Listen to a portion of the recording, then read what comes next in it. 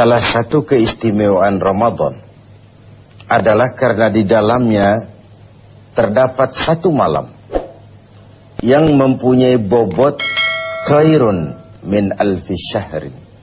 Satu malam tetapi lebih baik daripada 1000 bulan. Kita sebut itu sebagai Lailatul Qadar. Kapan sih Lailatul Qadar itu? Dan bagaimana kita harus menyikapinya?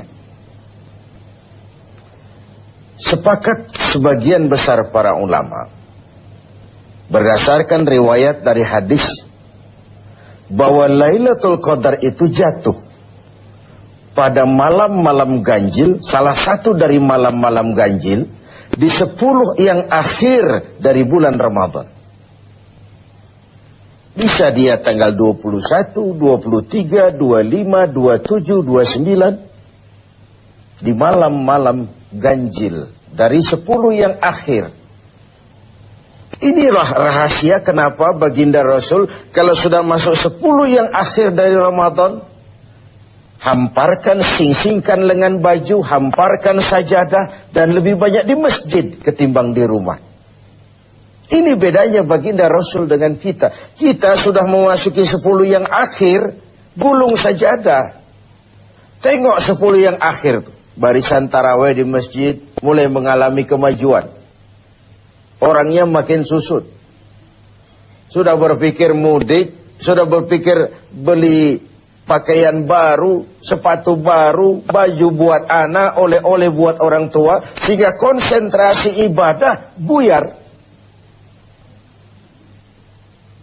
10 yang akhir Rasulullah sing-singkan lengan baju, hamparkan sajadah, lebih banyak di masjid ketimbang di rumah. Nah, mereka tentu yang ingin mendapatkan Lailatul Qadar, menemukan Lailatul Qadar, harus sudah berniat dan berjaga-jaga sejak awal Ramadan. Jadi tidak bisa pakai ilmu untung-untungan. 20 Ramadan tidak tarawih, 21 berangkat ke masjid, 22 libur lagi, 23 masuk. Kenapa? Wah, ini malam ganjil. Tidak seperti itu moralitasnya.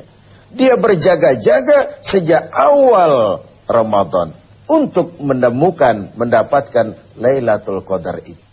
Bagaimana kita harus menyikapi Lailatul Qadar ini? Tentu kita harus melihatnya dari sisi betapa rahman dan rahimnya Allah itu.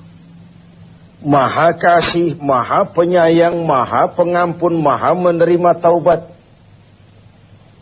Umat-umat terdahulu sebelum kita diberikan umur yang relatif panjang. Nabi Adam 2000 tahun. Nabi Nuh 950 tahun. Rata-rata umatnya ya sekian itu umurnya. Jadi secara hitung dagang, kalau 300 tahun mereka bergelimang dosa, kan masih punya stok 400 tahun untuk bertaubat. Umpama hitung-hitungannya harus begitu.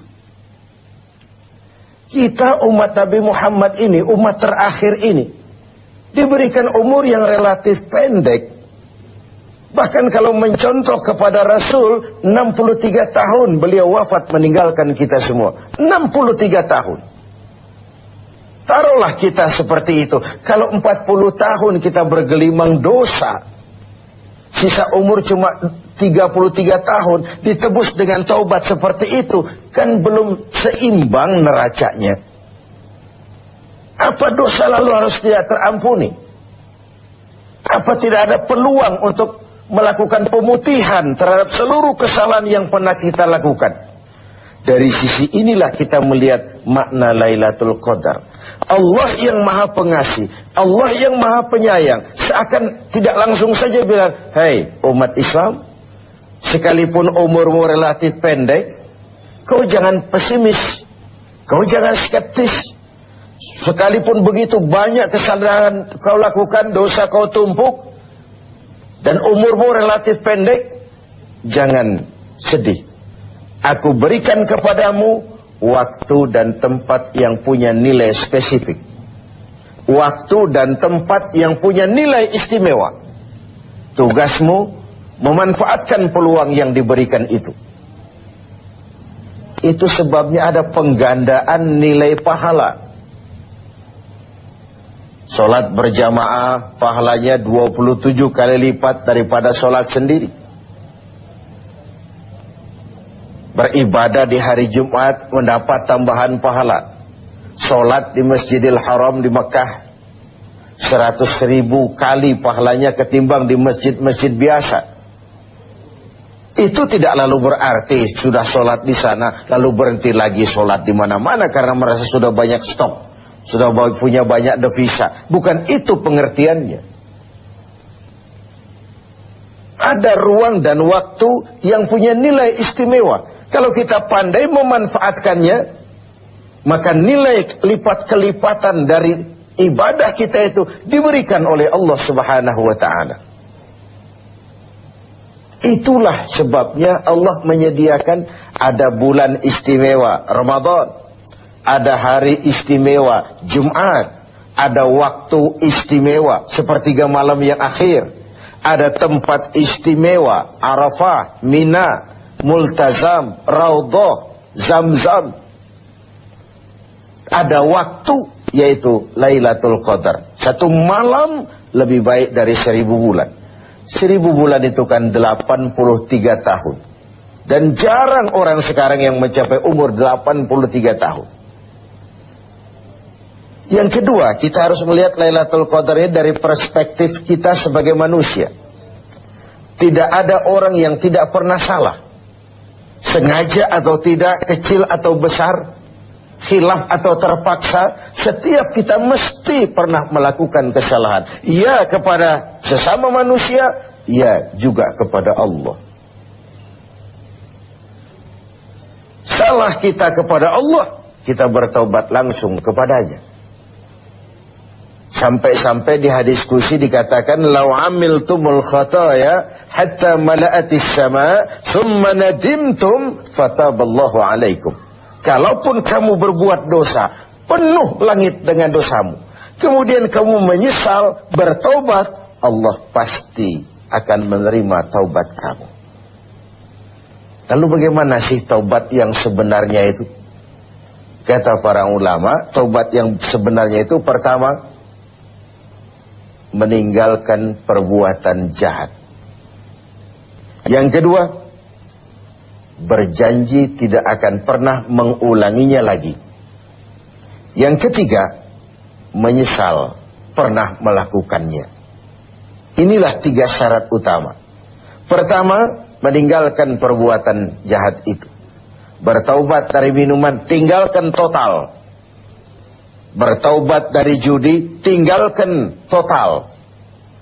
Bertaubat kepada Allah dari melakukan maksiat, tinggalkan secara total. Meninggalkan perbuatan jahat. Dan total, tidak angin-anginan. Yang kedua, berjanji tidak akan mengulanginya lagi. Tidak akan pernah lagi saya berjudi. Tidak akan pernah lagi saya berzina. Tidak akan pernah lagi saya mencuri. Berjanji tidak akan mengulangi. Dan yang ketiga, menyesal telah pernah melakukan itu. Bukankah kadang-kadang kita berkata, saya sekarang sudah tua, dulu waktu muda saya sudah puas. Bukan menyesal, puas. Sekarang saya sudah tua, dulu waktu muda sudah puaslah saya. Sudah pokoknya sudah puas. Bukan puas yang diminta. Menyesal, kenapa dahulu begitu? Kenapa telah melakukan itu? Inilah makna taubat yang sebenarnya. Pemirsa TV7 yang berbahagia, orang yang beribadah Ramadan dengan baik, melaksanakan taubat dengan benar, diterima taubatnya, pantas dia keluar dari Ramadan, masuk 1 Syawal, pantas jika ia masuk dalam golongan minal aidin wal faizin. Masuk dalam golongan orang yang kembali. Kembali kemana? Kembali kepada fitrah.